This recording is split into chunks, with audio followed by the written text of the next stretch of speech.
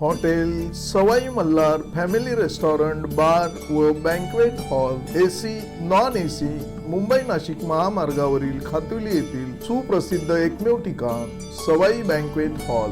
लग्न समारंभ, साखरपुडा, वाढदिवस, सेवानिवृत्ती व विविध कार्यक्रमांसाठी उत्तम ठिकाण सवाई बँक्वेट हॉल। आनंद, प्रेम आणि आठवणींचं सुंदर मिलन सवाई बँक्वेट हॉल। नमस्कार, मी संजय भालेराव शहापूर गजालीत आपले स्वागत आहे। दिवंगत विठ्ठल गोविंद भेरे यांच्या सुनबाईंचा उपसरपंच पदाचा राजीनामा। ज्योती राजेंद्र भेरे यांनी दिलेला शब्द पाळत सरपंच राजेंद्र मस्कर यांना दिली राजीनाम्याची नोटीस। ठाणे जिल्हा परिषद माजी उपजिल्हा अध्यक्ष दिवंगत विठ्ठल गोविंद भेरे यांचे पुत्र राजेंद्र विठ्ठल भेरे यांच्या पत्नी ज्योती राजेंद्र भेरे यांनी दिलेला शब्द प्रामाणिकपणे पाळून आज सकाळी 11 वाजता वासिंद ग्रामपंचायत सरपंच राजेंद्र मस्कर यांना राजीनाम्याची नोटीस दिली आहे। ज्योती राजेंद्र भेरे या 25 फेब्रुवारी 2025 रोजी उपसरपंच पदी विराजमान झाल्या होत्या। त्यांचा 1 वर्षाचा कालावधी पूर्ण झाल्यामुळे त्यांनी त्यांचे सासरे दिवंगत विठ्ठल गोविंद भेरे यांचा आदर्श समोर ठेवून प्रामाणिकपणे आपल्या पदाचा राजीनामा दिला आहे। या प्रसंगी दिवंगत विठ्ठल गोविंद भेरे यांच्या सुनबाई उपसरपंच ज्योती राजेंद्र भेरे, ग्रामपंचायत सदस्य प्रदीप बंडू भालेराव, अरुण विठ्ठल भांगरे हे साक्षीदार म्हणून उपस्थित होते। तसेच माजी उपसरपंच राजेंद्र विठ्ठल भेरे, विद्यमान सदस्य प्रवीण सोमासे आणि ग्रामपंचायत अधिकारी रमेश सासे उपस्थित होते। आता सरपंच राजेंद्र मस्कर हे त्यांचा राजीनामा स्वीकारतात की नाही याकडे नागरिकांचे लक्ष लागले आहे।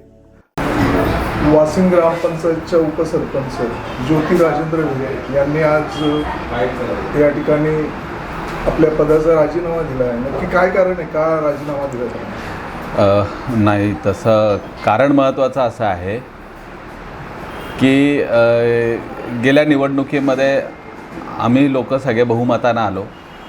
बहुमतानं आल्यानंतर काही कारणास्तव आम्ही एकूण राजेंद्र विठ्ठल भेरे असतील, प्रदीप भालेराव असतील, विनोद म्हस्कर असेल, सागर कंठे जे असतील, स्वतः मी आणि उपसरपंच महोदय असतील, आम्ही पक्षांतर केलं। आणि पक्षांतर केल्यानंतर त्यापूर्वी आमचं सगळ्यांचं ठरलं होतं की जे आपले लोक आलेत त्यांना प्रत्येकाला 1-1 वर्षाचा उपसरपंच पदाचा आपण मान दिला पाहिजे आणि त्या पद्धतीनं आम्ही ते रूटीन कंप्लीट चालू ठेवलं। पण नंतर जेव्हा आमचं पक्षांतर झाल्यानंतर महत्त्वाचं म्हणजे की मग आमचं कार्यकाळ उपसरपंचाचा पूर्ण झालेला होता आणि कार्यकाळ पूर्ण झाल्यानंतर आम्ही सगळ्या लोकांनी एकमतानं पुन्हा एकदा निर्णय घेतला की सन्माननीय हा विषय आपण कपिल पाटील साहेबांबरोबर चर्चा केली पाहिजे। आम्ही सगळे आत्ता मगाशी ज्या नावं घेतली, आम्ही सगळे ग्रामपंचायत सदस्य उपसरपंच एकत्र बसलो आणि कपिल पाटील महोदयांबरोबर आम्ही चर्चा केली